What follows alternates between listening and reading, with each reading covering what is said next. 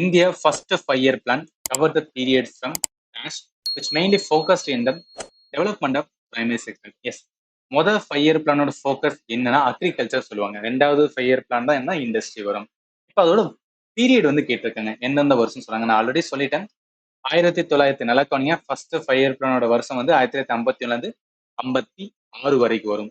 இப்போ இது வந்து நம்ம பார்த்துருக்கோம். எக்ஸாம்ல கேட்கும்போது என்ன பண்ணுன்னா டக்குன்னு பார்த்தீங்கன்னா 1951 56 ஆன்சர் வந்து பண்ணிடுங்க. பட் என்ன பிரச்சனை வரும்னா நம்ம எக்ஸாம் ஹாலில் உட்காரும் போது தான் டவுட்ஃபுல்லாக வரும்.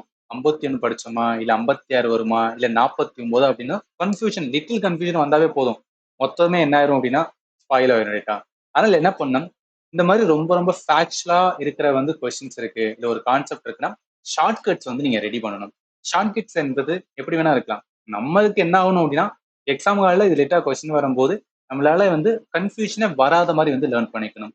நான் என்ன சொல்றேன்னா இந்த ஃபர்ஸ்ட் அப்படின்னு இருக்கா 5-year பிளான முதல் 5-year பிளான் ஃபர்ஸ்ட்னு ஆரம்பிக்குது. அப்போ ஃபர்ஸ்ட்னு ஆரம்பிக்கும் போது இந்த வருஷத்துல என்னன்னா லாஸ்ட் எண்ட்ல ஃபர்ஸ்ட் வரணும் அப்படின்னு சும்மா ஞாபகத்துல வச்சுக்கேன். இந்த மாதிரி வைக்கும்போது என்னன்னா உங்களுக்கு மறக்கவே மறக்காது.